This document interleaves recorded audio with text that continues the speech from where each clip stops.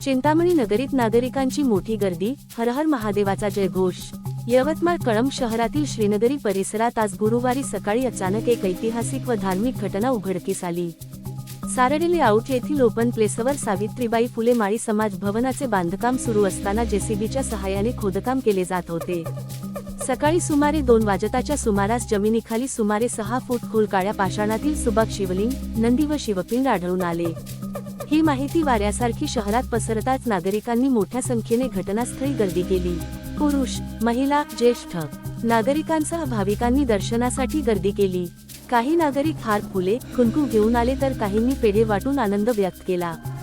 हर हर महादेवच्या जयघोषात तिन्ही मूर्ती पाण्याने स्वच्छ करून विधिवत पूजा करण्यात आली। विशेष म्हणजे ज्या ठिकाणी खोदकामात या मूर्ती सापडल्या त्याच ठिकाणी त्यांची प्रतिष्ठापना करण्यात येणार असल्याची माहिती देण्यात आली आहे।